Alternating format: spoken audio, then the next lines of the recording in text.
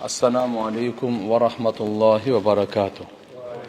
Hurmatlı mekendештер, qadırlı musulman bir tuğanlar. Barыңыздарга жараткан Алла Тааланын тынчтыгы, саламы, мээрими, райымы жана берекеси болсун. Алла Таалан барыбызга жакшы күндөрдү, жакшы түндөрдү, жакшы дос кошуналарды насип кылсын. Жаман күндөрдөн, жаман түндөрдөн, жаман дос кошуналардан Аллахым барыбызды сактасын. Пайгамбарыбыз саллаллаху алейхи ва саллям адамзаттын мугаллими.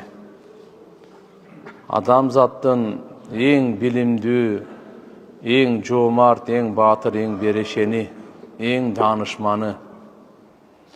Пайгамбарыбыз Мухаммад алейхиссалам бир хадисинде келет, Ибн Мажанын риваятында 4 нерседен пана тилеген. Я Алла, кутурта турган байлыктан сакта, башка бале болуп келе турган баладан сакта, карлыктан мурда карыты бере турган аялдан сакта, куу достон сакта. Эки көзү мени карап турат, жүрөгү аңдып турат. Жакшылыгымы жашырат, жамандыгымы жайылтат. Ушундай куу достон сакта деди. Биз билбейбиз туугандар, бу дүйнө сыноонун дүйнөсү. Кайсы нерседе пайда бар, кайсы нерседе зыян бар. Дүйнөнүн, ахиреттин бардык пайда зыянын билген Пайгамбарыбыз Мухаммад алейхиссалам. Сизге, бизге бактылуу болуу үчүн, бу дүйнөдө бактылуу болуу үчүн, ахиретте бактылуу болуу үчүн эмне нерсе керек? Пайгамбарыбыз Мухаммад алейхиссалам бирөөн таштабастан бардыгын айткан. Эч нерсе калтырган эмес. Дүйнөнүн бактысыздыгы, ахиреттин бактысыздыгынан кутулуу үчүн кайсы нерселерден сактанышыбыз керек? Пайгамбарыбыз бир нерсени калтырбай барын айткан. Ошон үчүн жараткан Алла субханаху ва таала түндөрүбүздү зикир менен, тооба менен, Куран менен, ибадат менен коздосун. Күндүздү дагы Алла Таала барыбызга адал рызкы берсин. Өткөнкү сабакта айттык эле, ахирет ааламына ыйман келтирүү. Ахиретке ыйман келтирүү ар бир мусулман эркек аялга фарзы айн. Аллага ыйман келтиребиз. Алланын периштелерине, китептерине, пайгамбарларына, тагдырына, эми ахирет күнү. Алланын ахирет, дүйнөнү да жараткан, ахиретти да жараткан. Туугандар, акыйкатты көз көрбөйт. Акыйкатты жүрөк түшүнөт. Түшүнүү сезимин Алла жүрөккө койгон. Адам баласынын акыйкаты, адам баласынын жаны.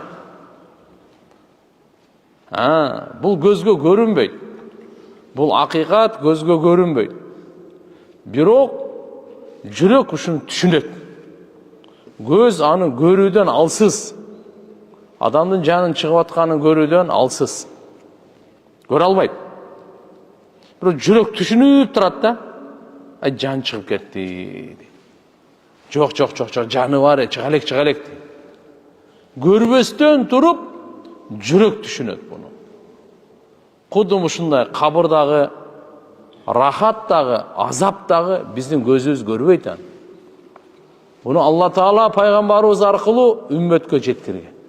Кабыр азабы бар, хак, чындык, акыйкат бул жөн эле ой эмес, кыял эмес, божомол эмес, күмөн эмес. Ошондой эле кабырда рахат дагы бар, кабырдагы сооп дагы бар. Экөөнү тең. Бүгүнкү сабагыбыздагы ас-суал фил барзах. Барзах ааламындагы суроолор.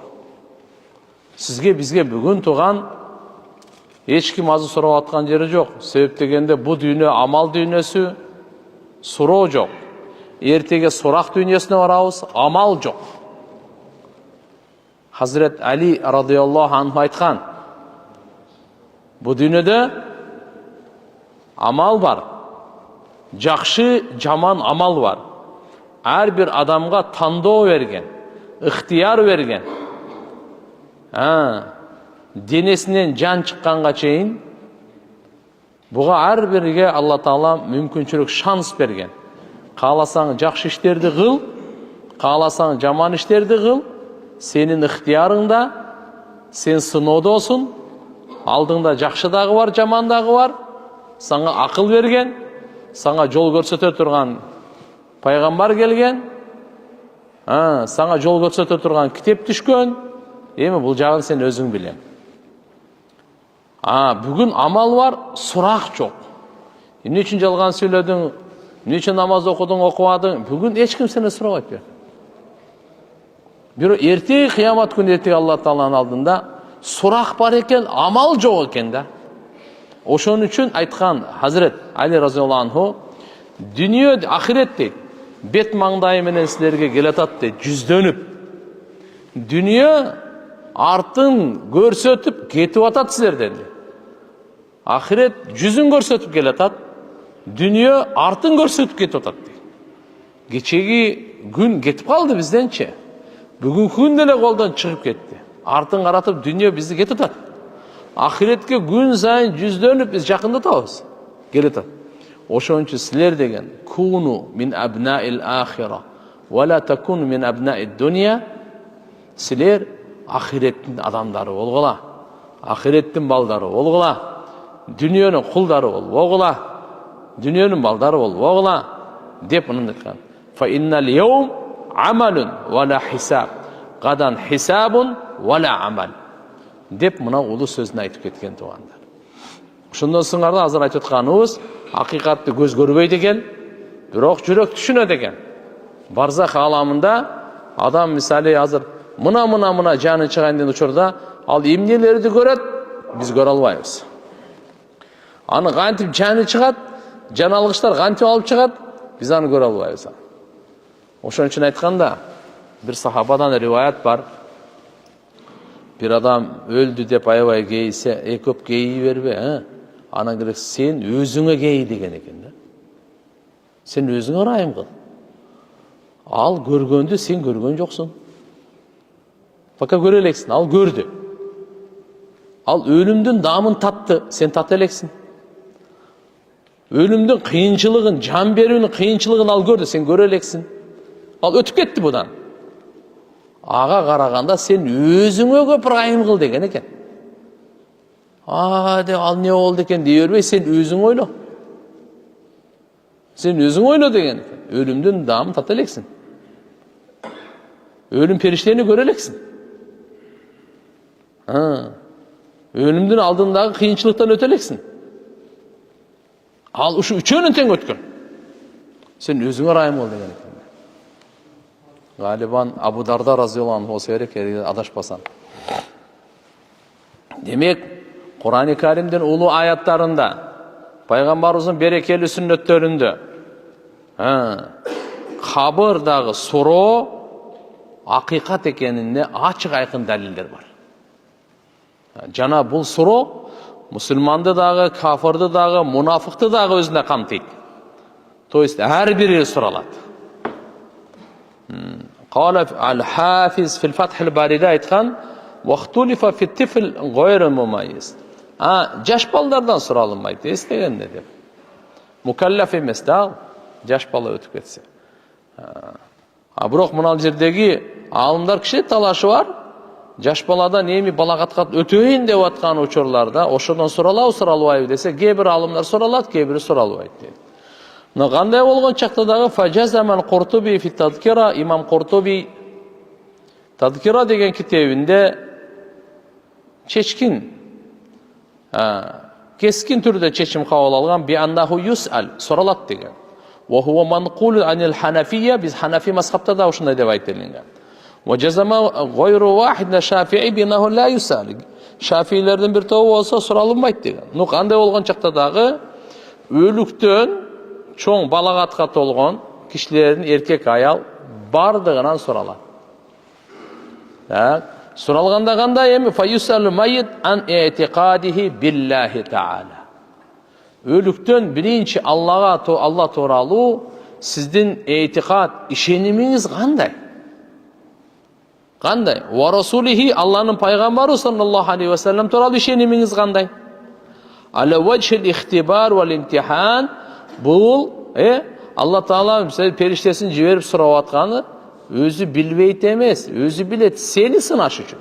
Сен білесің бе, же білбейсің бе? Сенен экзамен алыш үшін. Анан айтып жатады бұл жердечи ва хунака юдхашул мас'ул, сұралынған адамча есі оғып қалады. Айтады, айраң таң қалады. Жөнөкөй нерсе емес, юдхал, юхал. Ал дедігі сұрақ жөнөкөй нерсе емес. Ихласту, чыныгы момын болса, аға проблема жоқ. Ал жөн эле жооп берет ал. Эгерде мусулман емес, же мунафык, же болбосо ушундай бузуку, мынага проблема точно болот ал. Пайгамбар саллаллаху алейхи мунун кабарын айтып койгон тугандар, ошон үчүн бекем ыймандуулар бул сурака оңой эле жооп берет. Ошон үчүн бул дүйнө ыйманды бекемдей турган, ыйманды кура турган, ыйманды сактай турган, ыйманды жайылта турган дүйнө. Өзүбүздү биринчи өзүбүздүн ыйманыбызды бекемдеп алайлы. Ыйманыбызды куруп алайлы тугандар, кубаттап алайлы. Өзүбүз туган мынакей ыйманыбызды сактайлы, күндүзү дагы, түндөсү дагы кайсы амалдар, күнөөлөр, арам иштер ыйманга залакасы тийсе, зыян жеткирсе, толук сактанайлы. Ошо менен алек болуп жүргөн болсок, таштайлы аны, ыргытайлы, бир тээп чыгарайлы. Ыйманга кайсы нерсе зыян тиеби? Пайгамбарыбыз айтып койгон мунун бардыгы. Анткени ыйман бир абалда турбайт. Адам баласынын ыйманы бир абалда турбайт. Бул ыймандын нуру жакшы амал кылган менен ыймандын нуру күчөйүп көбөйө берет. Адам баласы күнөө кылган сайын ыймандын нуру азайып өчүп бара кете берет. Жүрөк караңгылайып кете берет. Жүрөгү эле карайбайт. Руханияты да карайат бунукучу. Буга кийин кабыр капкараңгы болот, ахирет капкараңгы болот буга. Ошон үчүн тугандар, мына жерде тамаша күндөр эмес, алдыда тура калган. Демек, суракка тартылган адам эсинен кетип калат. Таң кала турган, эмнени айтарын билбей кала турган, даже өзүнүн аты тиякта турсун, каяка келип не болгон билбей турган учур болот. Ыйманы бекем адам, мына ошолорго Алла Таала өз жардам берет экен. Фа иннаху субханаху юсаббитуhum ва юлхимухум аж-жавабу садид. Алла Таала аларды өзү жардам берет, Куранда айтып койгон. Бу дүйнөдөгү ыйманга мээнет кылдыңбы? Всё. Кабатыр болбо. Алла Таала өзү Куранда айтып койгон, кабырдагы суракка биз жардам беребиз деген. Ага бекемдейбиз деген ага. Жеңилдик беребиз деген ага. Туура жооп бергенге Алла Таалам илхам салат экен. Илхам дегени ошол учурларда машаалла сизге жүрөгүңүзгө, мээңизге туура жоопту Алла субханаху ва таала сезимин салып коет. Илхам кылат Алла Таала. Куранда Алла Таала айтат: "Ба'даузу биллахи минаш шайтанир раджим. Бистаббитуллаху аллазина аману бил каули сабити фил хаятид дунья ва фил ахира." Алла Таала ыйман келтиргендерди бекемдейт. Бекем сөз менен дүйнөдө дагы, ахиретте дагы. Ва юдиллуллаху залимин. Алла Таала залымдарды адаштырат. Ва яф'алуллаху ма яша. Алла каалаганын кылат тугандар. Алла Таала эч кимден сурап кылбайт, эч кимден коркпойт, эч кимге алданбайт, эч качан унутпайт. Жараткан Алла Таала жаралгандардын сыпаттарынан таза, аруу, бийик зат. Жараткан Алла Тааладан суралынбайт. Ла юс'алу амма яф'алу. Кылгандан суралбайт Алла Таала. Кимге канча өмүр берет? Мынага эмне аз, мынага эмне көп? Алла суралбайт ал тура. Алла берет өмүрдү, өлүмдү Алла берет. Кимге хидаятты, рызкыны, перзентти, иззатты, бийлик, байлыкты, бардыгын Алла субханаху ва таала берет. Бир Алла Тааладан суралынбайт. Мынага канча перзент берди, буга канча перзент берди? Ва хум юс'алун. Пенделер суралынат. Вакифухум иннахум мас'улун. Токтоталарды суралайт. Siz biz suralabız. Allah kılgandan suralınmayız. Şunun için bu yerdeki ayette Allah Teala ayet etti. Bekem söz La ilahe illallah. Qaysi ekan? La ilahe illallah. Uşunu qavli sabit deydi. Dedi mınday deb aytsak, bekem sözdөрдүн дагы эң бекеми. La ilahe illallah. Bundan bekem söz yok. Bundan ötkön bekem söz yok. Bekem söz dep Allah Taala Kur'anda aytkан ошон үчүн. İman keltirgenlerdi Allah Taala bekem deydi eкен. Эмнеге? Ушу бекем сөздү айтканга Allah Subhanahu wa Taala dünyada da ahirette da deydi da. Bunun manası şu bekem söz La ilahe illallah Muhammadur Rasulullah. Fa inna hada huvel qawlu sabit. Mına uşul bekem söz dep aytılат тугандар. Hadiste buğa gelet. La ilahe illallah Muhammadur Rasulullah. Bul asbasat sabitat, aqval yaqiniyat, aqwa munqat'iyat. Mınanday dep aytат. Bekemlilerin de bekemi, bekem işengenlerden en güçlüsü, en tuğrası La ilahe illallah Muhammadur Rasulullah dep. Kur'an'da Allah Teala Allahu'llezî halaka seb'a semâvâti ve minel ardı mislehunne yetenezzelul emru beynehunne lita'lemû ennallâhe alâ kulli şeyin kadir ve ennallâhe kad ahâta bi kulli şeyin ilmâ. Allah şunday zat al jarattı asmandardı jana жерди asmandardı jet asman жерди mislehunne kudun jetini yetenezzel amru beynehunne asman menen jerin ortasında Allah Subhanahu wa Ta'ala'nın buyruktары түшүп турат.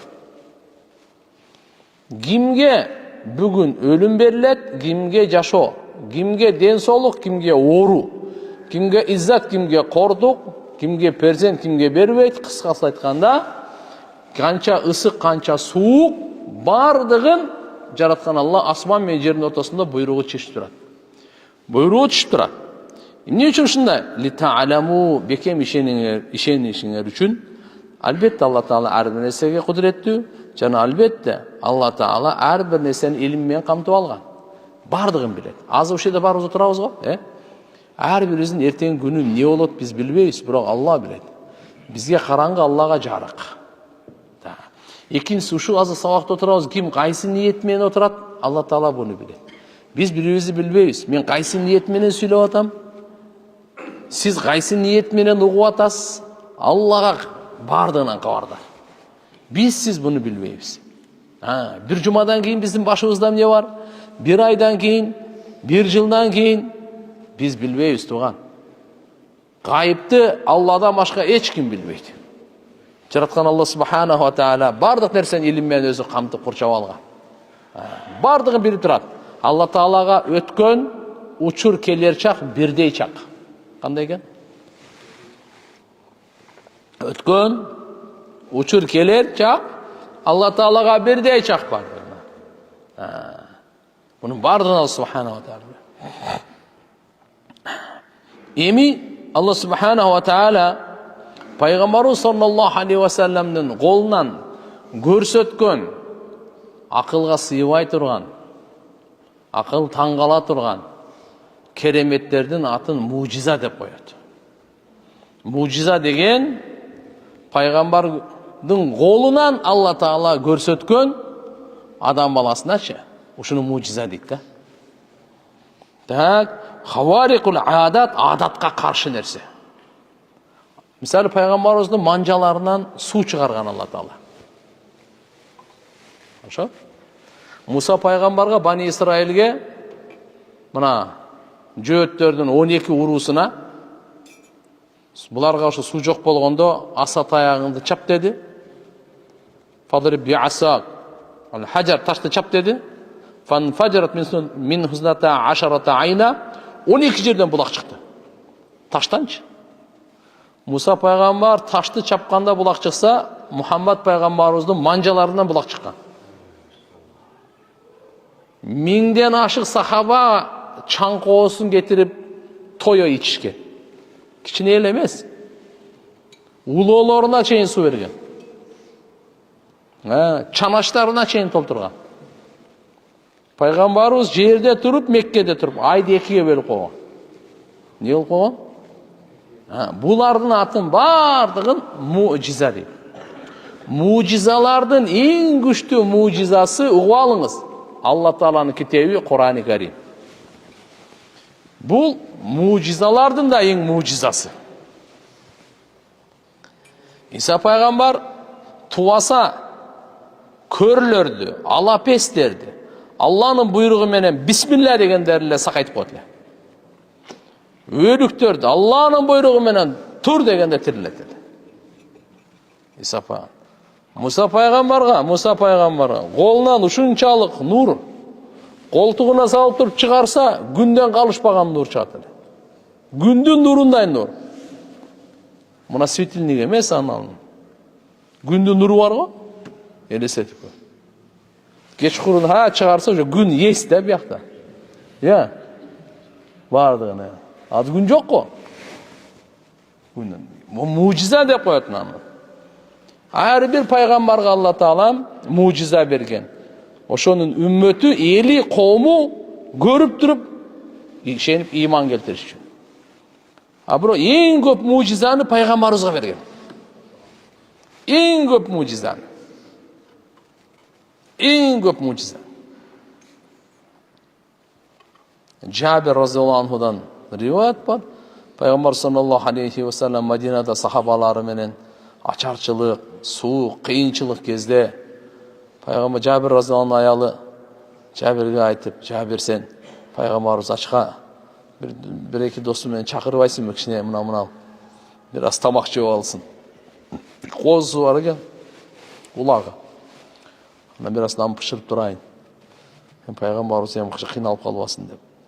Жабир разияллаху анху бол, сен даярдай бер, мен барып чакыра коеюн деп пайгамбарыбыз: "Я Расулаллах, үйдө кичине келиниңиз даярдап коюптур. Бир аз тамакты жүрүңүз. Bir 5-6 сахаба менен барып тамактанып алыңыз" десе, пайгамбар саллаллаху алейхи ва саллям ошол жерде аң казгандардын баарына жарыя кылып: "Эй, аң казгандар, баардыр. Кеттик Жабирдин үйүнө" деп. Канча дебейсизби? 1400.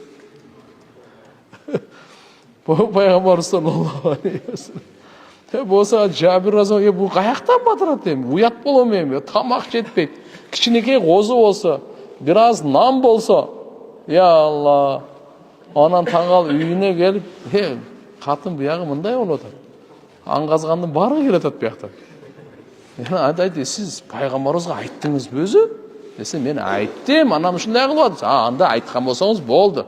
Пайгамбарыбыз өзү чакырды, анда өзү бардыгын камсыздайт деп коюптур да. Кара. Жүрөгүндөгү ишеними кандай.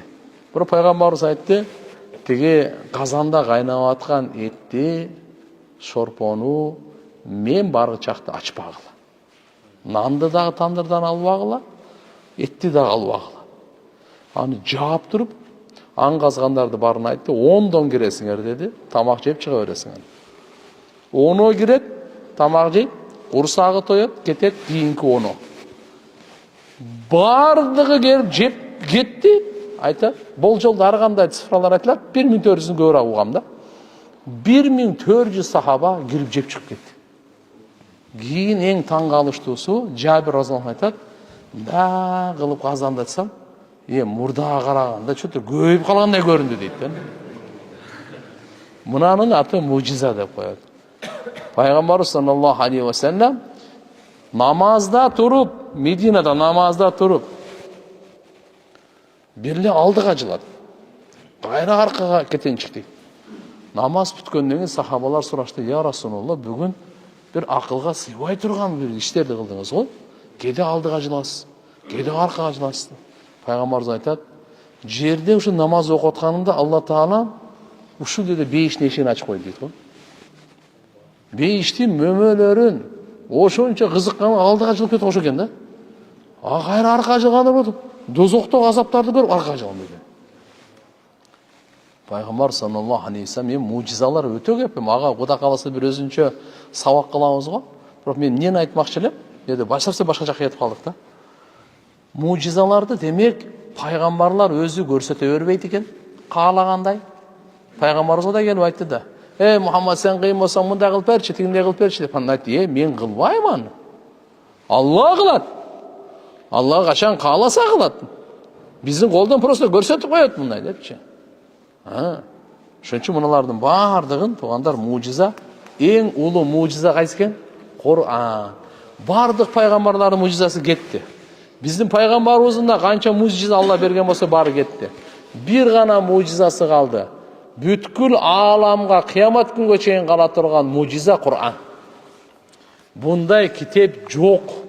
Ешкім ұшындай кітеп, ұшындай мазмұндағы, ұшындай кереметті, ұшындай мәнилі, бардығын өзіне топтаған, ешқашан өзгерілбеген, бұрмаланбаған, ғалымдар оқыса тойбаған, шешім шығарса әділетті, шақырғаны сыраты мұстақим. Еми бұл Құранның ажайыбы бітпеген. Ушундай кереметті кітеп бардық сұрауға жауап бере тұрған, açılışı, Allah akbar, adamдың ақылын таңғалдыра тұрған Құран-ы Кәрим açılışтан. Mucize мынау шығады. Қиямат күнге шейін туғандар бардық жағынан. Mucizalардың ең mucizасы мынау шу. Пайғамбар саллаллаху алейхи ва саллям. Еми. Баяға келейлі.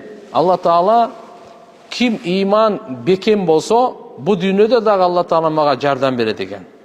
Allah Taala bu dünyada iman keltirgenge жардам бере өзі атпай ма?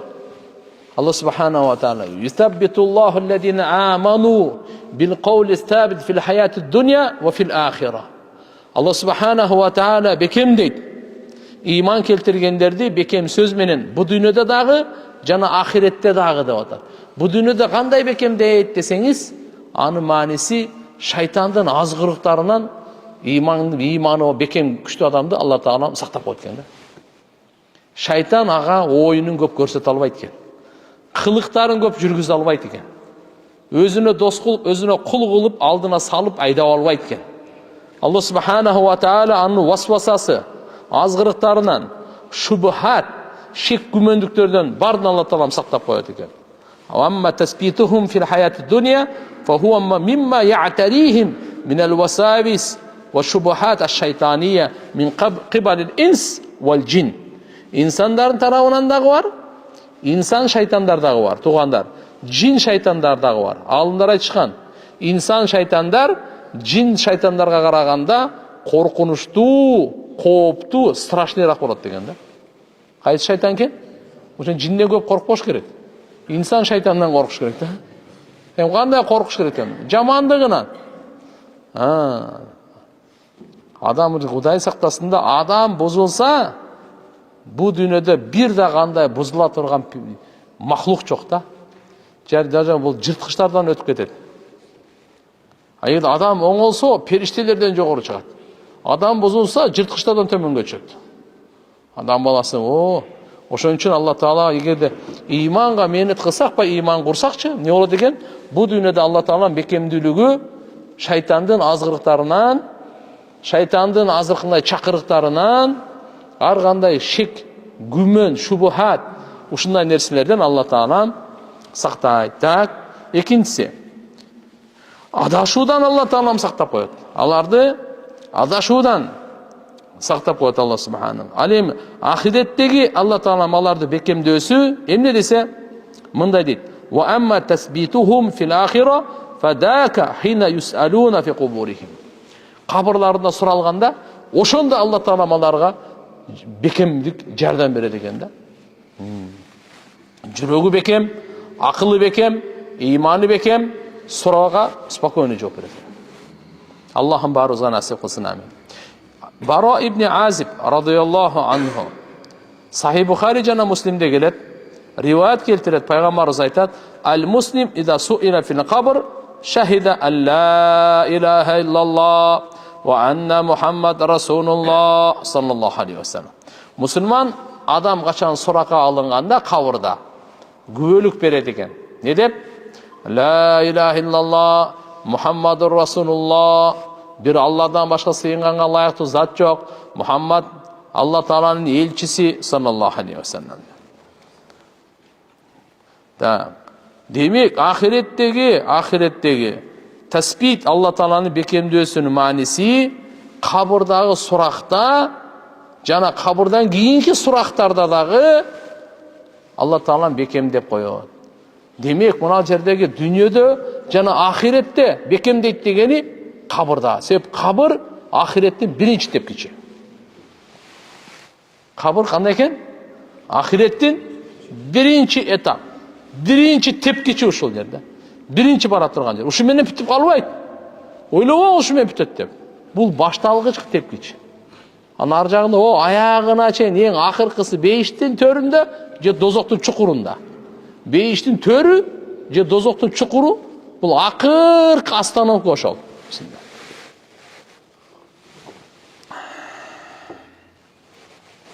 Айткан: "Ли'аннал кабр хува аввалу баразихил ахира." Ахирет алам, барзах аламындагы кабыр биринчи барзах бул, биринчи бардасы ушул деп айткан да. Бухариде жана Муслимде келет.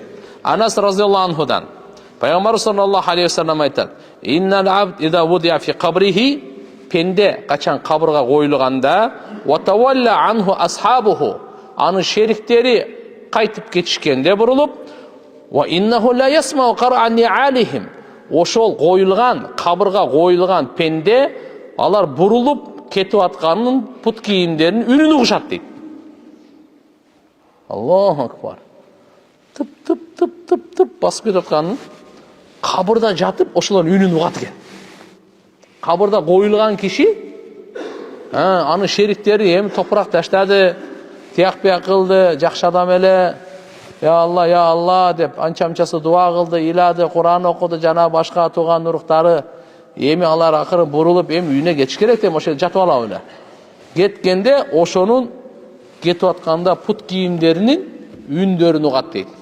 Ла ясма, пайгамбарыбыз айтып атат саллаллаху алейхи ва саллям, угат сөзсүз алчы. Ла ясма, сөзсүз угат деп айтып атат. Ара анни алихим, алардын пут кийимдеринин үндөрүн угат. Идан сарафу, бурулуп кайтып кетишкенде, атаху малакан, эки периште эми келет. Анын алдына келипти, фа юқиданихи, эко отургузат буну дагы, фа якулани лаху, ага суроо катары айтышат экен. Ма кунта такул фи хада раджул. Ушу киши тууралуу эмне дейсиң да? Дейткенде дагы пайгамбарыбыздын биздин устазыбыз айтат эле.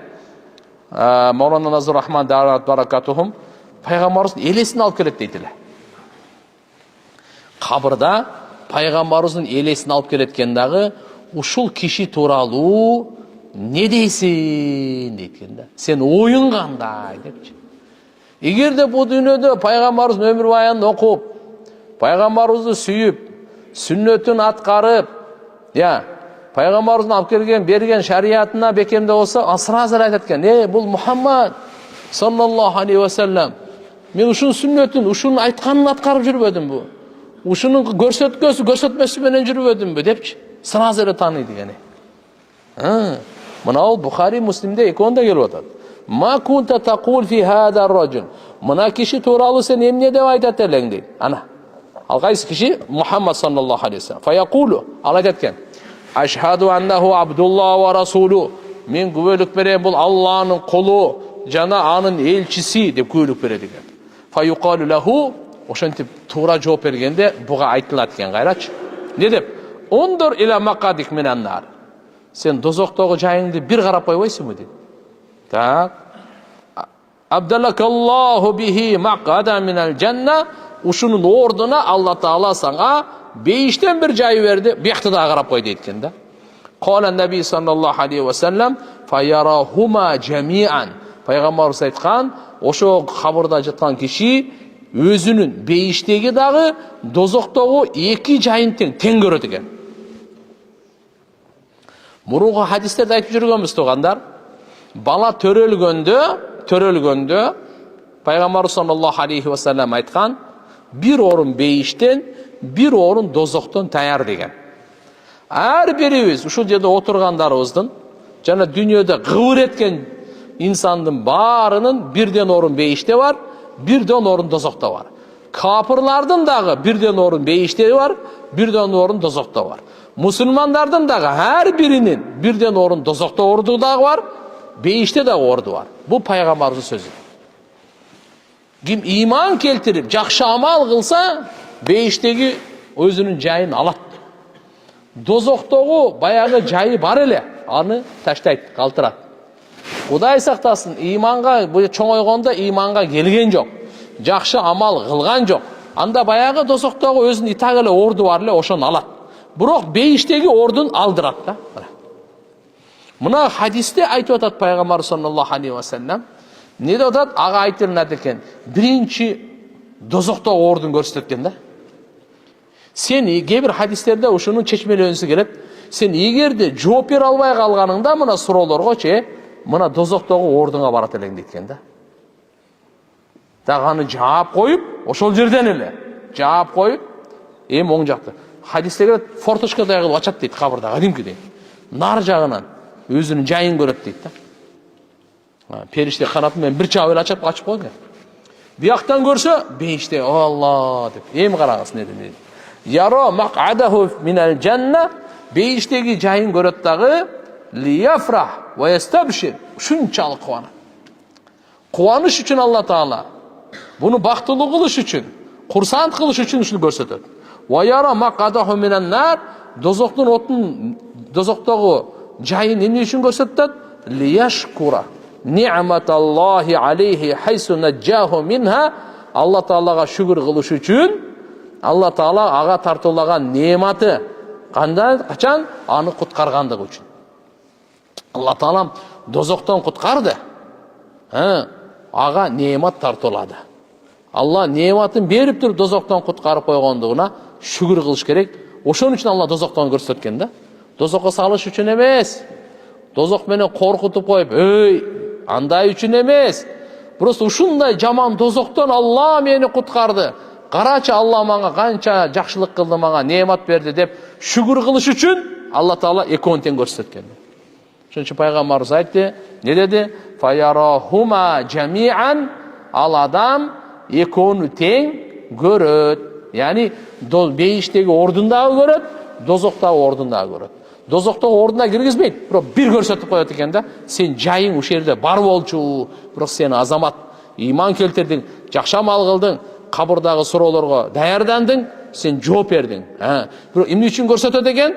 Алла Таала ошондон куткаргандыгын гана шүгүр кылыш үчүн. Бул Алланын неематы. Бейиштегини көрсө, бейиштеги ордун көрсөтөт, буну кубанычы кубанычка кошулсун. Курсанчылыгы ашсын.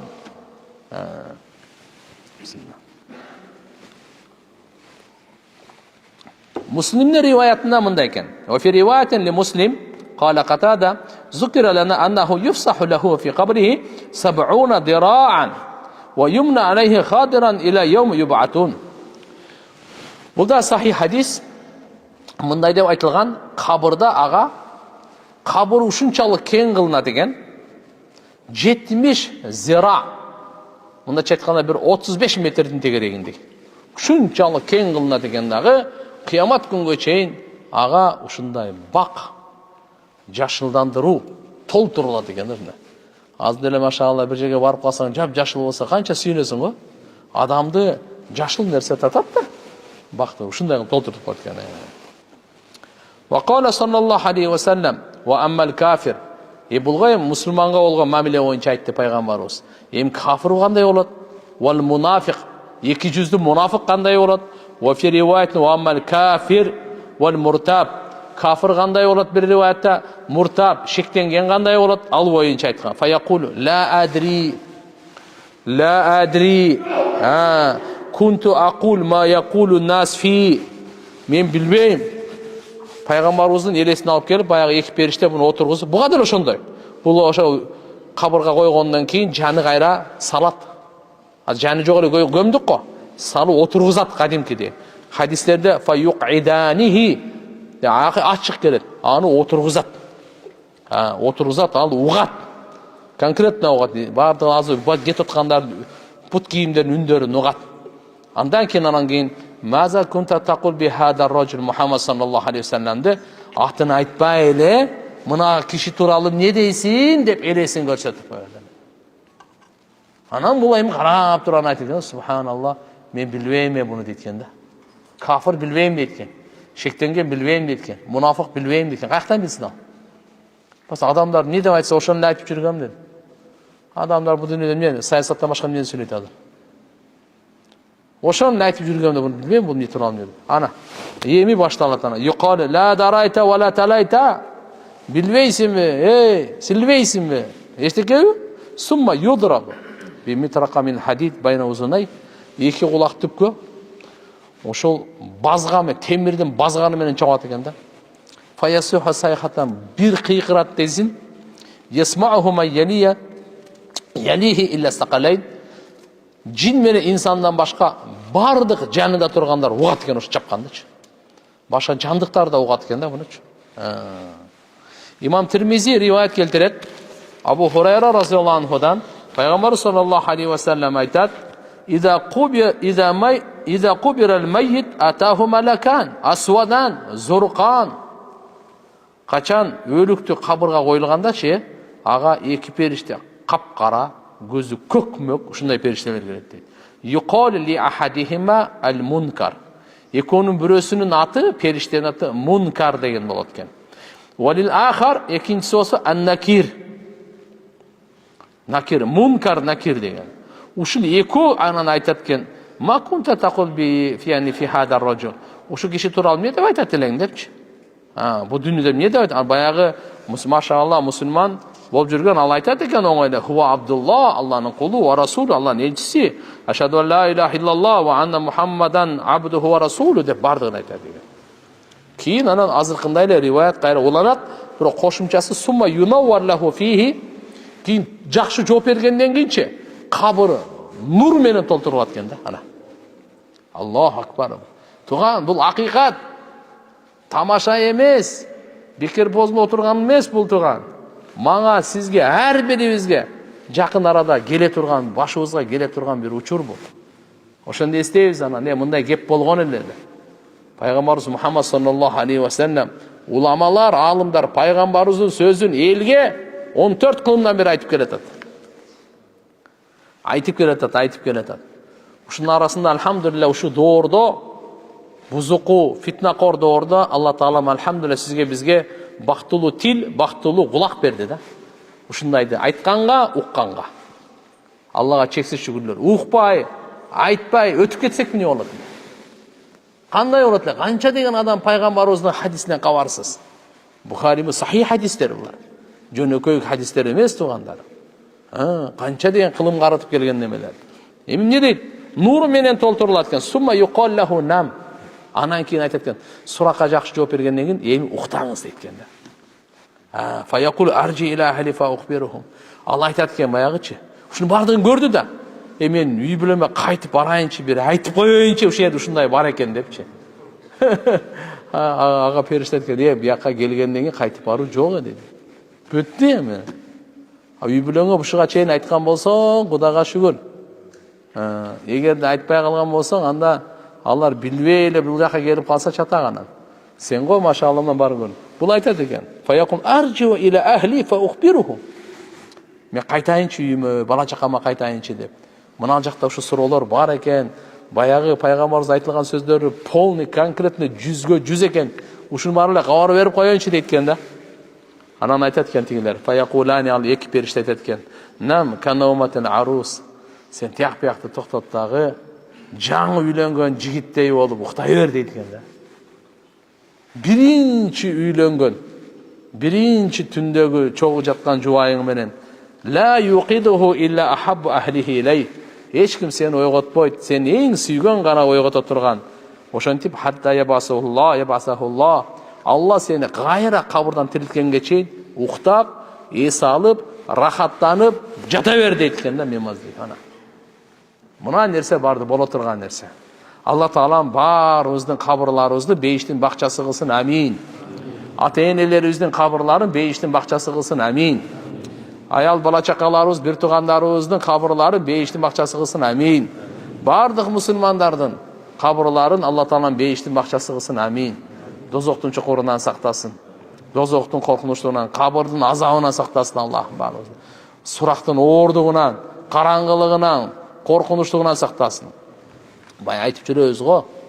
Ла илаха иллаллахул маликул хаккул мубин деп ким 100 жолу айтса, Allah subhanahu wa ta'ala bu dünyadagi жакырчылыктын коркунчунан амандык берет экен да.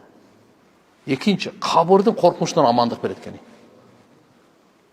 Үчүнчүсү, рызкысы тартылып келинет экен. Жана бейишти такылдырат экен булчу. Мынандай нерсе бар. Ла илаха иллаллаху маликул хаккул мубин 100 жолу айтып коебуз. Заиф хадис, бирок фазаилда бул иштетилет. Демек, алхамдулилlah, жакырчылыктын проблемасы чечилет. Кабырдын коркунучтук проблемасы чечилет. Бул дүйнөдө адам көбүнчө кембагал болуп, муктаж болуп, карыз болуп, жакыр болуп калбайын деп коркот да. Мына калима, ушу зикирдин берекеси менен маселе чечилет. Экирде кабырдан вахшат деп коет, коркунучтугунан чечилет. Үчүнчүсү, рызкысы тартып келинет экен, бейишти такылдат экен.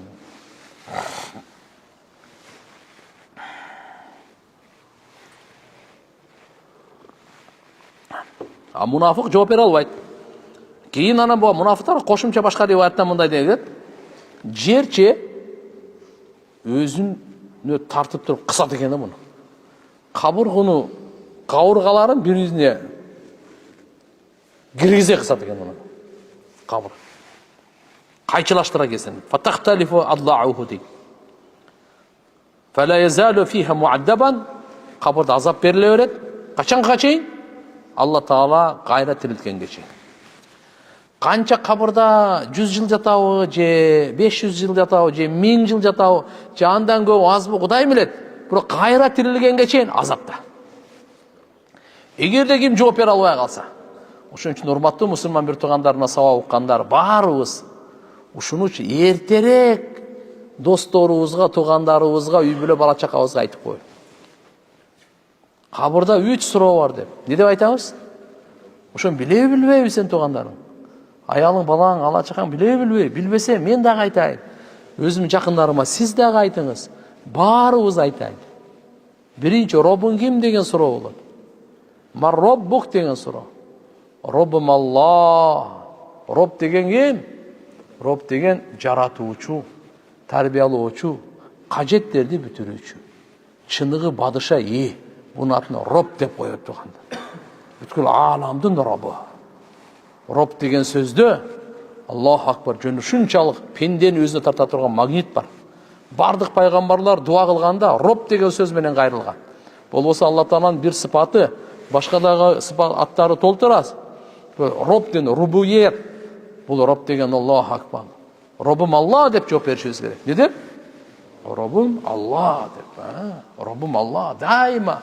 Роббум Аллах деп жүрөйлү. О Роббум, о жаратканым, о Роббум. Экинчиси, мади динин кайсы? Диним ислам. Тынчтыктын дини акыркы дин. Эки сөз менен. Тынчтыктын толук дини акыркы дин. Бүттү. Будан башка нерсе бар. Буга чейин болгон, бирок бул акыркы дин. И тынчтыктын дини. Тыныштык өзүбүзгө каалайбыз, үй бүлөбүзгө каалайбыз, элибизге каалайбыз, мамлекетибизге каалайбыз, бүткүл ааламга тынчтык каалайбыз. Ошого колубуздан келишинче мал, мүлк, байлыгыбызды жөндөндүрүүбүздү жумшайбыз. Исламдын философиясы ошол. Исламдын саясаты ошол. Ислам саясаты ошол. Мен тыныч жашайын, үй бүлөм тыныч жашасын, кошунам тыныч жашасын, досторум, эл журтум, мамлекет бүткүл ааламга тынчтык каалайм. Болобу, болбойбу мага кызыктырбайт. Бирок мен каалаганым ошо, аракетим ошо. Канчалык болот, Алланын каалоосу. Бирок Кудайга шүгүр, Алла субханаху ва таала пайгамбарыбызга туугандар ушундай дуаларды үйрөткөн, тынчтыктын жолдоруна жолдо деген. Карачы. Ненин жолдоруна? Ар бир намаздан кийин. Ааламга пайгамбарыбыз тынчтыкты орнотуш үчүн келген, орнотуп кеткен. Эмне дедим?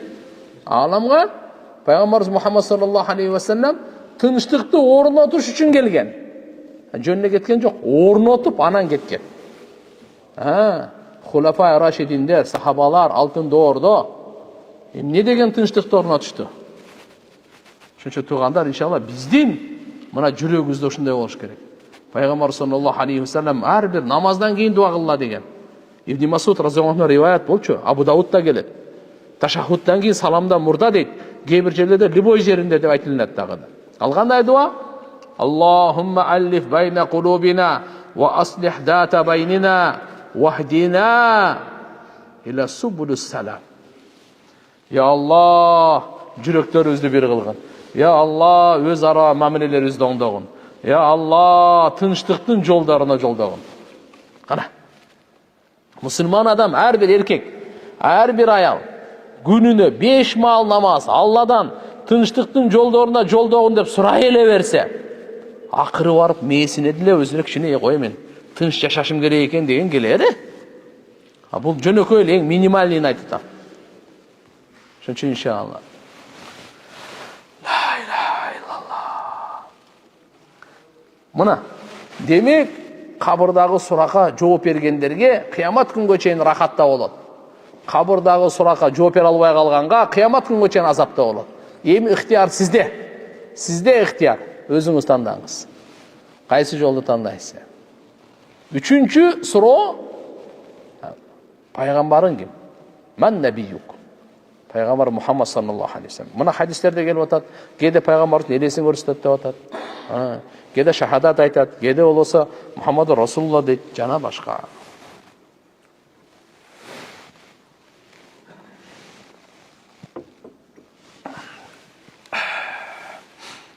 Bukhari Müslim'de gelip Asma radıyallahu anha enebizden Peygamber sallallahu aleyhi ve sellem Allah Teala'ga maqtoo aytıp alkış aytan andan keyin mындай деген. Ma min shay'in lam akun urituhu illa ra'aytuhu fi maqami hada hatta al-janna wan-nar. Fa uhiya ilayya annakum tuftanun fi quburikum مثله أو قريبا شك الراوي أن أسماء رضي الله عنها من فتنة المسيح الدجال يقال ما علمك بهذا الرجل فأما المؤمن أو الموقن لا أدري أيهما قالت أسماء رضي الله عنها فيقول هو محمد رسول الله صلى الله عليه وسلم جاءنا بالبينات والهدى فأجبناه واتبعناه هو محمد ثلاثا. Muna rivayat to'g'ri qo'yadi to'g'anda. Asma enemiz, Ayşe enemizdin ejesi. Abu Bakr Sıddık radhiyallahu anhu'nun kızı. Abdullah ibn Zubayr radhiyallahu anhu'nun apası bul. Zubayr ibn Avam aşara mubaşara giret, oşo kişinin radhiyallahu anhu'nun jubayı buldu. Asma enemiz. Bu kişi, bu enemiz ne deydi? Peygamberimiz Allah Teala'ga maqtoo aytsana aytip, ana mындай deb aytты da. Men dedi. Мына ушу бүгүнкү мына турган жеримде бейиш дозок андан башка дагы канча нерсе болсо бардык нерсени ушундой көрсөтүлдү мага дейт. Жана мага ушундай вахий кудайлык кабар берилди. Силер кабырда Дажжалдын фитнасына жакыныраак же болбосо Дажжалдын фитнасына окшошураак сыналат экенсиңер деди. Караңыз, ар бир канча пайгамбар дүйнөгө келсе туугандар бардыгы Дажжалдын фитнасынан паана тилеген. Peygamberimiz Muhammed Aleyhisselam Dajjal boyunca en көп kabar bergen. Sebep Peygamberimizin peygamberçilik doğru kıyamet günü çeyin Dajjal Peygamberimiz sallallahu aleyhi ve sellem'de doğrunda gelip de akırkı olup çok. Oşun için Peygamberimiz көп kabar bergendagi her bir namazdan keyin duasında da koşup ümmetine üretken. Allahumma inni a'udhu bika min adabi cehennem ve min adabil kabr ve min fitnetil mahya vel mamat ve min şerri fitnetil mesihid dajjal. Ya Allah, dozoktun otundan paana tileymin. Dozoktun otundan sakta, kabır azabından sakta, ölüm menin yaşayan fitnesinden sakta, Dajjal jamanının fitnesinden sakta demiş. Bekir aytkan emes. Oşo Peygamber ayttat mınalı hadiste, siler kabırda sınalat ekensinger, tuftanun fi kuburikum misle au qariban. Diyorsun, min fitneti Mesihid Dajjal, Dajjal'din fitnesine jakыныраак, oşo okşoşurak sınalat ekensinger. Mo'min adam bolsa oңой эле жооп берет экен. Пайгамбарыбызга эмне дейсиң дегенде, Мухаммад Расулулла дейт экен. Жаана бил байинат вал худа. Бизге мужизаларды алып келген, улуу белгилерди алып келген, туура жолдомолорду алып келген, көрсөтмөлөрдү алып келген пайгамбарыбыз деп жооп берет экен. Фа ажабнаху ваттабанаху. Биз кабыл алдык, жана аркасынан ээрчидик деп жооп берет экен. Хуа Мухаммадын деп саласан 3 жолу айтат. Бул Мухаммад, бул Мухаммад, бул Мухаммад. Биздин алдыбызга улуу мужизаларды, улуу белгилерди, туура жолдомолорду алып келген, биз кабыл алып аркасынан ээрчидик деп мусулман жооп берет экен да. Ошондо анан буга айтат экен нам салихан эми рахаттанып эс алың дейт экен. Код алимна ин кунта ла муқинан бихи. Биз чындыгында билет электик. Сиз ушуга бекем ишенимде элеңиз дегеничи. Мунафык болсо булардыкы эми чатакы. Демек тугандар, бул жерде эмне тыянак чыкты биздин сабагыбызда. Ва фи хада далилун ала анна михната суал фил кабри азиматун жиддан. Тугандар, будан ачык айкын билинип атат, кабырдагы мынау маселе өтө чоң маселе. Улуу маселе бул. Улуу сыноо бул. Жөнөкөй эмес тугандар, бул биринчи класска баруу, же болбосо мына жерден дагы бир экзамен өтпөй калып, же кичине ич ооруп, баш ооруп маселе эмес. Бул жакта мисалы бирөө ар кандай болуп өлүп калышы мүмкүн. Машина эме уруп кетти, бирөө пычакташып кетти, бирөө атып берди, бомбанын алдына калды, жер титирөө болуп кетти, рак болуп калды, бала чакасы болуп кетти, түкүнчө болуп кетти. Мына ошо менен бул жактагы эң кутулатылган эле өлүм да. Андан башкасы жок болду. Тиякта ал менен бүтпөйт ал. Вала ямуту вала яхя. Аякта өлүм жок болуп атпайбы? Азап болсо түгөнбөс азап, рахат болсо түгөнбөс рахат болуп атпайбы? Мына жакта өлүм менен бүтүп калып атат, бул дүйнөсүчү. Бирок тиякта анысы бүтпөйт. Ла ямуту вала яхя. Аякта өлүм дагы, жашоо дагы. Кандай, кайсы жашайт, кандай азапталып жашайт. Анысы да бүтпөйт, өлүмү да бүтпөйт мынандай. Так. Демек, мына жердеги жөнөкөй нерсе эмес экен. Ал албетте момун адам, Алла Тааланын алхамдулиллага, Аллага болгон бекем ишеним адам бул оңойлуу нажат табат, амандык табат дейт. Алла Таалам баарыбызды кабыр азабынан сактасын. Амин.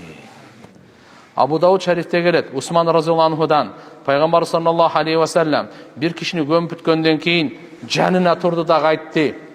Мындай деди: "Истагфиру ли ахикум" деди. Эй, жамаат, силер бир туганыңар үчүн Алладан кечирим сурап койгула деди. Не деди? Истагфиру ли ахикум. Бир туганыңар үчүн Алладан кечирим сурагыла. Бир туганыңар үчүн Алладан кечирим сурагыла дейт. Ким үчүн? Өлүк ошол койдуңар, ушу силердин бир туганыңар, эми Алла Тааладан кечирим сурап койгула ошол үчүн. Кантип? Аллахумма гфир лаху. Я Аллах, ушу бурадардын күнөөсүн кечир. Я Алла, ушунун күнөөсүн кечир. Ушу бир туган ким эле? Эшмат эле, ташмат эле, кошунаң эле, атаң эле, балаң эле, бир туганың эле, кызың эле, ким гана болбосун, ушу ким өттү. Ушу мусулман бир туган. Мусулман эле болду, сиздин бир туганыңыз. Ошон үчүн Алладан кечирим сурап коюңуз. Не деп? Аллахумма гфир лаху деп коюңуз. Же болбосо кыргызча эле: Я Алла, ушунун күнөөсүн кечир. Ушу кошунамдын күнөөсүн кечир. Я Алла, ушу байкенин, ушу тайкенин. Я Алла, ушу досумдун. Жана ким болбосун. Биринчи сөз: Истагфиру ли ахикум. Вас'алу лаху таспит. Экинчиси: бун үчүн Алла Тааладан бекемдик сурагыла деди.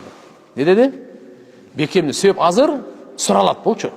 Ошон үчүн суракка жооп бергенге бекемдүүлүк сурагыла Алладан дейт. Суракка жооп бергенге бекемдүүлүк сурагыла. Вас'алу лаху таспит фа иннаху ал-ан юс'ал. Анткени азыр бул суралат деп атат. Анткени азыр бул суралат. Ошон үчүн Алла Тааладан биринчи бир туганыңарга кечирим сурагыла, экинчиси суракка жакшы жооп бергенге бекемдүүлүк сурагыла. Не деп? Аллахумма стаббит бил каули сабит. Я Алла, бекем сөз менен буну бекемде. Жардам бер. Бекем сөз кайсы эле? Ла илаха иллаллах Мухаммадур Расулуллах. Эки нерсени пайгамбарыбыз сурагыла деп атат. Адам өлгөндө, кишини койгонубузда, эркек болсун, аял болсун тугандар, биз эки нерсени сурап коелу. Я Алла, ушул мусулман пендеңдин күнөөсүн кечир деп коелу. Аял болсун сен, ушу эненин, же болсо ушу ким болсун, я Алла, ушу мусулман пендең сенин. Сага ишенген, пайгамбарыңга ишенген, Куранга ишенген, бу дүйнөдө жакшы намаз окуй албай калды. Жакшы таквалык болбой калды, мешитке келбей калды. Дүнүйө деп, тиричилик деп, тияк бияк деп акыйкатты унутуп калды. Бечара ушу сыноодон башы көтөрүлбөй, мынантип атып ушинтип эми ажалып бүтүп калды. Сен алдыңа келип калды. Я Алла, бунун пендеңдин күнөөсүн кечир. Чын жүрөктөн сурап коелу. Я Алла, кайра сурап коюңуз. Аллахумма гфир лаху, Аллахумма гфир лаху, Аллахумма гфир лаху, Аллахумма архамху, Аллахумма архам. Кайра. Элүү. Андан кийин не сурап коелет? Аллахумма саббит каулаху би каули стабит. Я Алла, сөзүнчү бекем сөз менен бекем деп койчу. Тилин азыр сүйлөй турганын, ал сурак алынат. Я Алла, Роббум Алла, диним ислам, пайгамбарым Мухаммад алейхиссалам деп жооп бергенге бекем кыл деп коюш керек экен да. Пайгамбарыбыз айтты шуну. Истагфиру ли ахикум. Васалу лаху тасбит, фа иннаху ал'ан юс'ал. Анткени азыр суралат, ага тасбит сурагыла деп мына пайгамбарыбыз саллаллаху алейхи вассалам. Талқинул майит деге, Кудай кааласа, кийинки сабакта кылсак деп ойлойм. Талқинул майит деп адам жан берип атканда, жана адам өлгөндө. Жан берип аткан учурда дагы акырын шыурап айтып туруш керек, сезим туудуруп туруш керек. Адам жан берип атканда, жанында туруп калсаңыз, талқин кылып туруңуз. Ла илаха иллаллах, ла илаха иллаллах, ла илаха иллаллах депчи. Акырын ал бир тияка барып, бияка барып, эми сиз сезбегенде, сиз көрбөгөндү көрүп атат да алчы. Ал өлүм төшөгөндө алчы. Ал өлүм төшөгөндө тамаша учур эмес аныкычы. Ошон үчүн талкин деп коет, ушу жан берер, өлүм төшөгөндө жан бере элек. Ошол учурда дагы талкин, анда пайгамбарыбыз айтканда, лаккину маутакум, хадис бар. Лаккину маута, то'g'ri, лаккину маутакум ла илаха иллаллах деген. Силер өлүктөрүңөрдү ла илаха иллаллах деген сөз менен талкин кылгыла. Талкин деген кандай экен? Сезим туудурткыла. Же болбосо талкин деген сөз ушундай, ага шыбырлап акырын айтып тургула деген сөз да. Бирок маутакум деген сөздө кеп бар. Өлүктөрүңөргө деп атат да. Демек бул өлөйүн деп аткан кишини дагы мажази мани деп коет. Өлүктөр өлүп калган, чындап эле өлүп калган. Ошого дагы да. Ошондо кабырдын жанына туруп алып уламаларыбыз жол айткан, кантип силер талкын кылып айтасыңар депчи. Ошонун бирөөсүн окуп берип коюнчу бир жолу элечи. Адам өлгөндөн кийин кабырга коюлган соң фукаха мухаддисиндер ачык бул жерде айткан.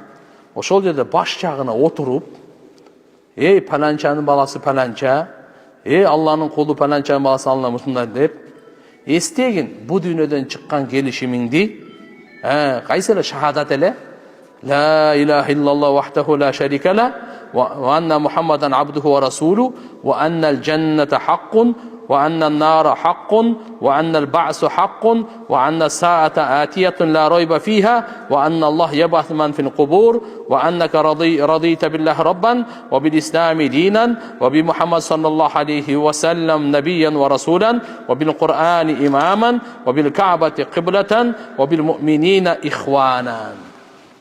Ушуларды өлүктүн баш жагына отуруп туруп айтып коюш керек экен да. Өлгөнгө чейин дагы, өлгөндөн кийин дагы. Пайгамбарыбыз лаккину маутакум ла илаха иллаллах деп айтканы турат. Ошон үчүн иншалла мыналарды кээде эмне кыргызча деле эме кылсак болот. Эй паланчанын баласы паланча, бу дүйнөдөн чыгып кеткен баягы ушул дүйнөдөн кеттиң, ушу кетип аткан ошол немеңди, келишимиңди эстегин. Кандай эле бу дүйнөдө жашап атканда машаалла ла илаха иллаллах Мухаммаdur Расулуллах деп жашагансың. Ошону бияктан акырын айтсаң, Пайгамбар саллаллаху алейхи риваяттарда келет. Ал угат, бирок жооп бербейт силерге деген. Не дегени? Өлүк угат, жооп бербейт деген да. Ошон үчүн талкин кылып кое беребиз. Жараткан Алла Тааланын колунда бардыгы. Бир эстетип кое беребиз да, талкин дегени эстетип коебуз да биз. Түшүндүңүздөрбү? Ошого мына эстетип атканда мындай айтып, сен мына шахадат айтып жүрчү элең. Ашхаду ан ла илаха иллаллах вахдаху ла шарика ла ва ашхаду анна Мухаммадан абдуху ва расулу деп ушуну эстетип коебуз. Бейиш акыйкат, дозок акыйкат, кыямат акыйкат, кыямат акыйкат, кайра тирилүү акыйкат, эч кандай шек жок. Алла Таала кабырда ким болсо баарын тирилтет. Албетте сен Алланын Роб экенине разы болдуң эле, пайгамбар Мухаммад алейхиссаламдын элчи пайгамбар экенине разы болдуң эле, исламды дин экенине разы болдуң эле, Куранды имам, Кабаны кыбла, мусулмандарды бир турган. Ушуга разы элең деп ушуну эстетип коюш керек экен да. Иншалла, Кудай кааласа мынау нерселерге амал кылганга Алла Таалам товфик берсин. Иншалла, Алла Таалам баарыбызды эки дүйнөдө бактылуу кылсын. Канча Алла Таалам жашоо берсе, ошону жашайбыз. Бирок ошону татыктуу, жакшы бир пакиза кылып жашайлы тургандар. колубуздан келишинче күнөөдөн сактанып жашайлы. Алла Таала бизге эле буйрганда, биз кыла албай турган нерсеге буйрган эмес, күчүбүздүн жете турган нерсеге эле буйрган. Ошон үчүн иншалла акырын ыйманыбызды бекемдеп, 5 убакыт намазды каза кылбай, орозобузду тутуп, зекетибизди берип, Кураныбызды окуп, зикирибизди кылып, адал соода кылып, аял бала чакаларыбызга кичине мээримдүү болуп, ата энелерге куп жүрөктөн кызмат кылып, элибизге куп жүрөктөн кызмат кылып, бир туугандашып, бирибизге тике берленбей, бирибиздин малыбызды арам жол менен тартып албай, бирибизди кордобой, бирибизди ушактабай, бирибизди көрө албастык кылбай, бул арам нерселер да бардыгычы. Кичпейилдик менен, кеңпейилдик менен, кечиримдүүлүк менен, каниет менен, кайраттуулук менен, шүгүрчүлүк менен, сүннөт менен иншалла жашаганга аракет кыла берели. Аракет кылабызбы иншалла? Алла разы болсун. Менин атым Канат. Марал FM радиосунан Новосибирскке келип, жолугушуу айтып берүүңүздү суранып жатышат. Гонорар канча болот жана башка боюнча сүйлөшөйлүк деди келет. Алейкум ассалам. Мага азыр убактым деле жок да Россияга барганга. Жумуштарым көп, сабактарым көп. Кудай кааласа дуа кылып турайлы, да бир жакшы күндөрү болуп калар. Анан иншалла буйрса, Алла Тааланын буйрган күндөрү барарбыз иншалла Новосибирскке. Мурда Чубагдамулла рахматулла алей досубуз экөөбүз бардык эле. Новосибирскке барып, андан кийин Читага барып, бир учур эле да. Ошодон кийин бара элекпиз го дейм. Кудай кааласа иншалла барабыз да. Москва шаарында продуктовый магазинде кассада иштесе болобу? Ал жакта алкоголь суусундуктары да бар. Намаз окууга жолук салынууга каршылык жок, шарттары бар. Тапкан акчам арам болбойбу? Мусулман эмес мамлекетте жана кардарлары мусулман эмес болсо болот деп уктум эле. Жооп берип коюңуздарды сураныч. Алла Таалам ыраазы болсун. Машалла, намазга жолукка каршылык болбосо жакшы экен. Бирок албетте эми аякта алкоголь, тияк-бияк немелерден башка бөлүмгө өтүп алсаңыз жакшы болот. Аракет кылың. Азырынча ишти таштабай туруң. Бирок ошодон башка бөлүмгө айтып, мисалы өтүп алсаңыз, эркиндей печенье, сеченье, конфет, санфет, тияк-бияктарны мүмкүн болушунча акырын сактан таптакыр өткөрбөй, только жумушуңуз арак ташымай эле кыла турган болсо, анда башка жумуштарды караштыра бериш керек. Салам алейкум. Умра менен ажылыктын айырмасы кандай? Алейкум ассалам. Ажылык фарыз да. Умра бул сүннөт да. Ажылык өмүрүндө бир жолу фарыз. Умраны болсо, ол жыл сайын ажылык болсо 5 күн да, калганы умра. Bir жылда 5 эле күн ажылык болот. 8-ci Zilhicce, 9-cu, 10-cu, 11-ci, 12-ci. Бүттү. Ушул 5 күн ажылык боюнча. Калган күндүн бардыгы умра. Умра бул сүннөт амал. Кылбай койсоңуз эч кандай күнөөкөр болбойсуз. Бирок ажылык фарыз болуп туруп, мүмкүнчүлүк болуп туруп кылбай койсоңуз катуу чоң күнөөкөр болосуз. Ошон үчүн иншалла муну биз сөз ажылык менен экөөнүн айырмалары бар. Экөөнүн аткарган амалдарында да, мисалы, ажылыкта мындай да, ал жерде курбандык чалуу бар, шайтанга таш ургутуу бар, Арафат тоого чыгуу бар, Муздалифага келүү бар, Минадагы бар. Бир топ иштери көбүрөөк умрага караганда ажылык кыйыныраак. Ошон үчүн Алла Таалам мынакей жылына бир жыл эмес, өмүрүндө бир жолу фарыз кылып койгон да, машакаты көп болгондугу үчүнчү. Умрада жеңил эле да. Умрада кандай жеңил эле дегеним, ихрам байлайсыз, лаббайк айтасыз, барып туруп таваф кыласыз, Сафа Марвага жүрөсүз, чачты аласыз, чыгасыз. Беркиде деле ошондой. Ихрам байлайт, аларда деле таваф кылат, бирок анга кошумча дагы амалдар бар да. Алымдарды түш көргөн жакшыбы? Абдушукур ажы, Өзбекстандык Исхак Дамыланы өтө жакшы. Алымдар Алла Таала, пайгамбарыбыз Мухаммад алейхиссаламдын мураскорлору. Пайгамбарыбыз саллаллаху алейхи вассалам мураскорлорун түш көргөнүңүз, илимди түш көргөнүңүз, жакшы адамдар түш көргөнүңүз. Машалла. Мына Абдушукур Дамыланы, Өзбекстандык Исхак Дамыланы өтө жакшы. Эми ошолордун сөздөрүнө амал кылыңыз. Устаз, мени көп учурда басырык басат. Түндөрү да, үндөрү да угулуп кээде ымыркай таап алган. Белгисиз эле карандарга турмушка чыгып аябай кыйналып учурлар да болуп атат. Жашым 18-де жолуктамын, дарат менен зикир дуалар менен жүргөнгө болушунча аракет кылам. Дем салдырып да көрдүм, кантип арылсам болот. Сиз саркы кечки биринчи пайгамбарыбыздан айтылган сүннөткө бекем болуңуз. Сүннөт дуаларда коргоо, сактануу, чеп болчу. Күчтүү сүннөт дуаларда эрте мененки сүннөт дуалар бар, кечки сүннөт дуалар бар. Баарыбыз жатташыбыз керек. Убакыт биз ар жака тийип кетип атабыз, болбой калып атат да, болбосо бирден сүннөт дуалар жаздыртып туруп эле жаттасак да болмок да. Ошолорго иншалла бекем болуңуз. Анан кийин аракет кылыңыз, Ихлас Фалак-Насты ишеним менен окуңуз, шектенбей. Андан кийин садака да берип туруңуз, эң жакшы дагы эле мына кетпесечи, бир кан чыгарып коюңуз. Кудай кааласа иншалла мыналар сен көр, мен көр жок болот бардыгы. Анан аузу бикал бисмиллахиллади ла ядурру ма исмихи шай'ун фил арди ва ла фис сама ва хува самиун алим деп жол айтасыздағы, аятал курсун окуңуз.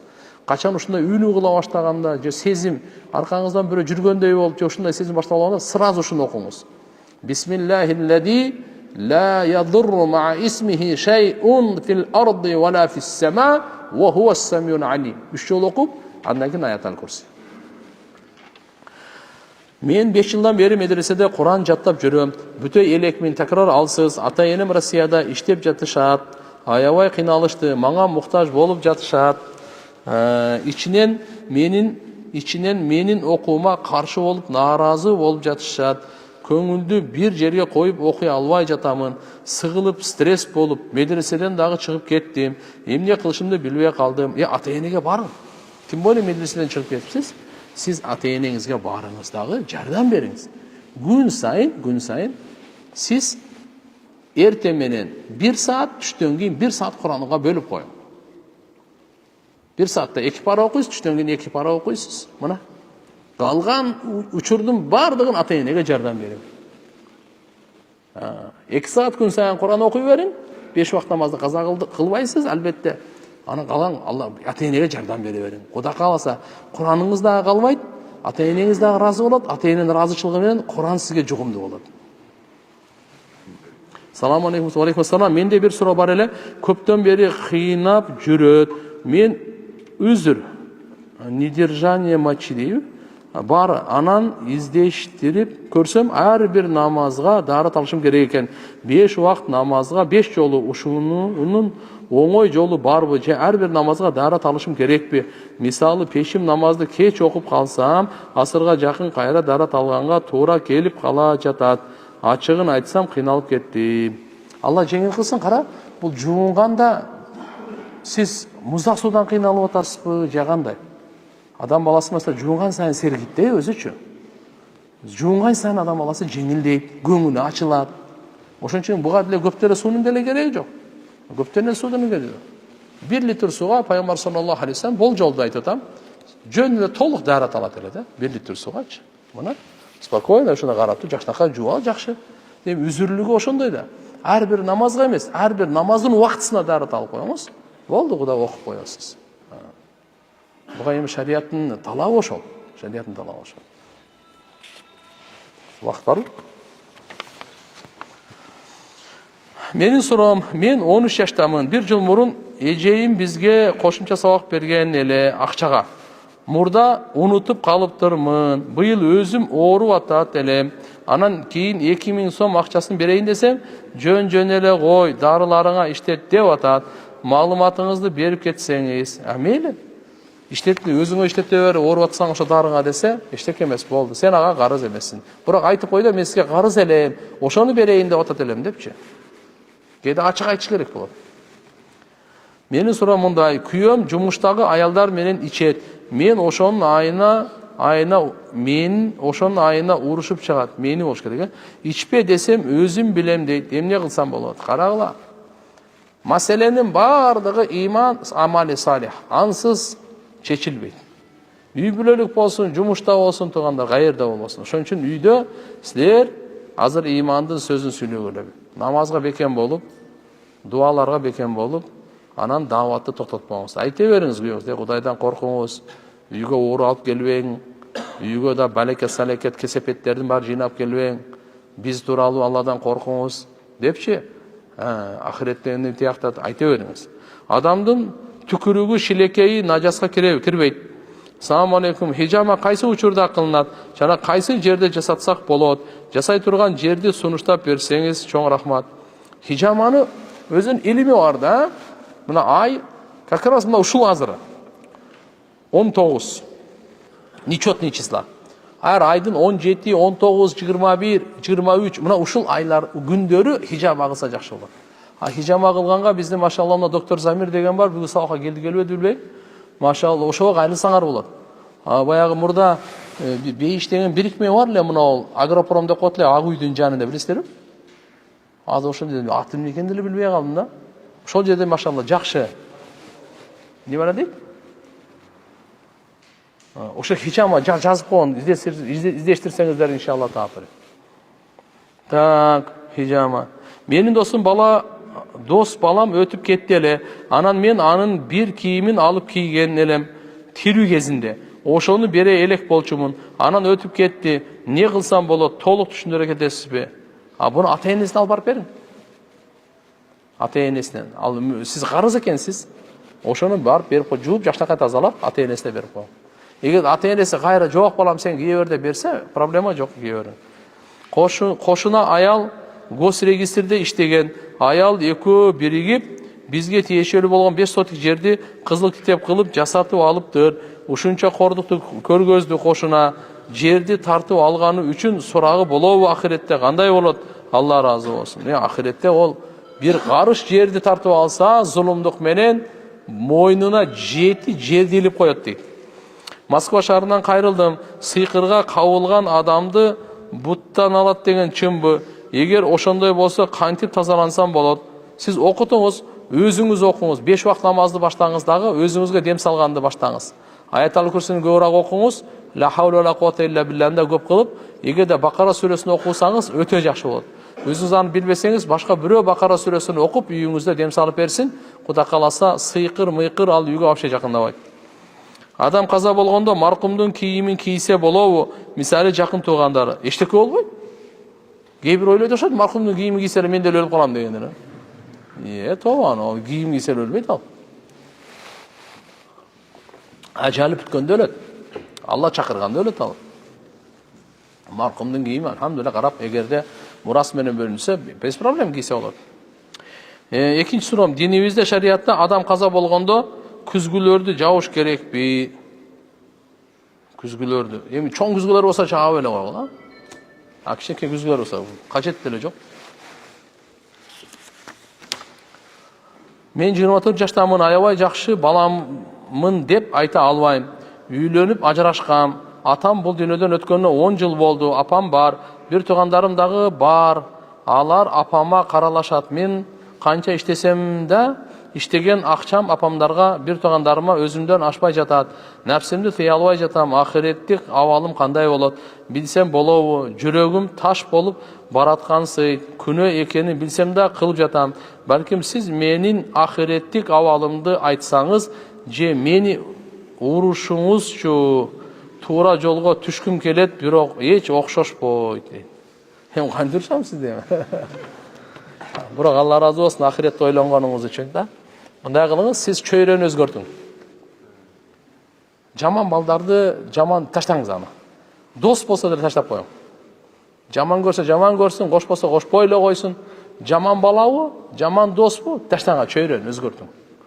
Кудай кааласа иншалла сизге жашооңузга береке келе баштайт. Кудай кааласа, анан 5 убакыт намазды мешитте окуганга аракет кылып, чын сүйлөңүз. Кандай оор күн болбосун дагы, кыйналсаңыз да алдабаңыз. Чын сүйлөңүз. Менде бир суроо бар эле, жолдошумдун ойношун экинчи рет билип калдым. Ал мойнуна алган жок, наоборот мени коркутуп сүйлөбөй кеч келип жатат. Мен эмне кыларымды билбейм. 2 кызыбыз бар. Сиз сабыр кыласыз. Намазда дуа ыйлап дуа кыласыз. Келгенден кийин баягындай күйөөңүзгө даават бересиз. Эч кандай эмес. Күйөө аялына, аялы күйөөсүнө даават берсе болот. Проблема жок. Кандай даават? Алланы улуктап, жакшынакай кылып, динди айтып, бактылуу жашоо, таза адал ак никеңизде биякта турабыз. Арам жолу менен кошулбаң. Ошонун бир кесепетин, убалын бардық бактысыздыгын үйгө алып келбең деп элечи. Устаз, менин күйөөм менден мурун никесиз өзүнөн 8 жаш чоң аял менен 3 жыл жашаган. Анан мага үйлөндү. Жашаганыбызга 4 ай болду. Дагы деле тиги аялды эсинен чыгара албай, менден жашыруун сүйлөшөт. Үйгө ичип келип тиги аял менен жашаган күндөрүн кечке айта берет. Дайыма ойлонуп түнү ыйлайм. Буюрса жакшы болуп мага көңүл буруп калар деп. Бирок жылыш болбой жатат. Устаз, ажырашканым туурабы же сабыр кылып жашаганымбы? Жооп бергениңиз үчүн чоң рахмат. Аллаху акбар. Эми арак ичкемден бир нерсе деп айта албайбыз да. Бул арак бардык күнөөлөрдүн ачкычы да. Ошон үчүн эң азыркы мыналарды оңолуу процессин ойлонойлу, кандай кылыпчы. Кантип үй бүлөнү сактап калышыбыз керек? Ушундай арактан, зынадан, арамдан тугандар бирле имандын жолу, башка жол жок ага.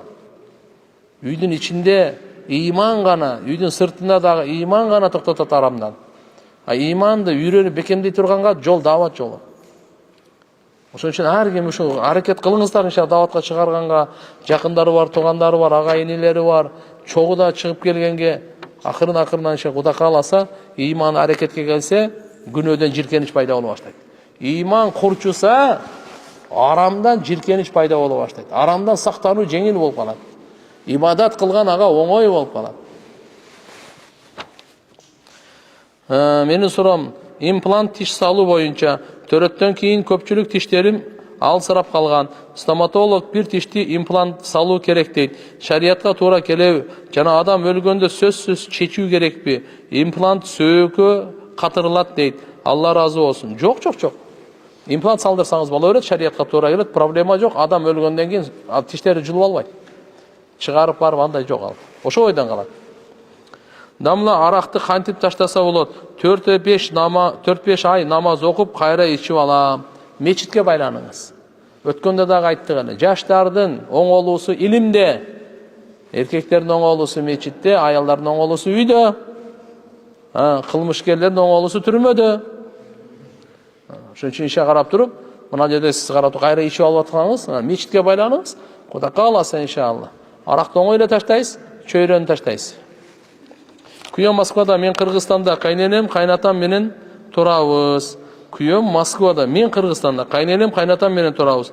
2 кызым бар. Кайнатам биз жаткан комнатага небересин көрөм деп кире берет. Мага вообще жакпайт. Күйөөмдөн башка эркек кирген туура эмес деп ойлойм. Күйөөмө айтсам, ата-энем дейт, ушуга эмне дейсиз? Мейли, неберени эми жакшы көрөт да, кайната болгондон кийин. Аны урматтап эле, мейли кайнатаны ошо неберени чыгарып эле көрсөтүп туруңуз, тиякта эле барып тура берсин. Бирок эми чечинген, кийинген бир комната ар бир аялдын акысы, любой эркектин мойнунда баягы махырдан сырткары туугандар тамак аш, кийим кече, бир турак жай эми бир жакшы бөлмө камсыздап берип эркектин мойнунда да, что аял ээн эркин чечинип, кийинип, путу колун жайып, каалагандай жатып, каалагандай уктап тура турганга мүмкүнчүлүк түзүп бериш керек. Бул эркектин мойнунда милдет. Анын үйүнө даже бойго жеткен өзүнүн баласы эртең менен түштө, кечинде такылдатпастан туруп киргенге уруксат эмес. Ислам маданияты тазалыктын негизинде курулган. Кайната болсо деле кара кичине ондай этиятташ керек. Тим более күйөөсү тиякта өзү баласы менен болсо, мүмкүн чечинген абал болуп калышы мүмкүн. Мүмкүн жа ыңгайсыз абалда уктап аткан абал болуп калышы. Ар кандай да, Ошон үчүн иншалла неберен сыртка неме кылып, проблема жок. Ортосунда мына жакшы урмат сый менен кетиш керек. Вакыт барбы? Болуп калдыбы? Так. Курандын фазилеттерин угуп 30 параны толук жаттаймын деп ниет кылып, 1 жылда 3 пара жат, 1,5 жылда 3 пара жаттадым. Бирок Куранга аракет кылсам дүйнө иштери калып кетет деп кыжалат боло берем. Оюм бөлүнүп, жумушумда Куран жаттагым эсимден чыгып калат деп кыжалат боло берем. Үйлөнгөнмүн, 2 балам бар. Кантсем болот? Кеп кеңешиңизди берип коюңузчу, рахмат. Туган мындай да. Вакыт бөлсөңүз кыжалат боло бербейсиз. Куранга дагы, дүйнөгө дагы. Дүйнөгө 8 саат берип коюңуз, 8 саат уйкуга берип коюңуз. нар жақта дағы бір 8 саат қалады екен. Ошоны Құранға беріп қой. Не қыжалат боласыз? 8 саат дүниеге бердіңіз. 8 сааттан кейін де қыжалат болсаңыз, андай дүниенің керегі жоқ. Ошончо 8 саат толық бере албайсаңыз, мейлі 4 саат беріп қойын Құранға. Истиқамат менен. Аз болса дағы уланып тұрған бұл жақшы да. Аз болса да уланып тұрған. Ахаббул а'мал иналлах адвамуха ва ин қалла. Пайғамбардың хадисі бар. Алла Тағалаға ең сүйкімді амал аз болса дағы уланып тұрған. Үзгүлтүксүз болып тұрған амал ең сүйкімді екен да. Ошончо сіз 2 саат Құранға беріп қойың, ошон 2 сааттан кем кылбаңыз, Құда қаласа 1 айда көптеген ийгиликке жетесиз. Амин. Субханакаллахумма бихамдика, нашхаду ан ла илаха илля анта.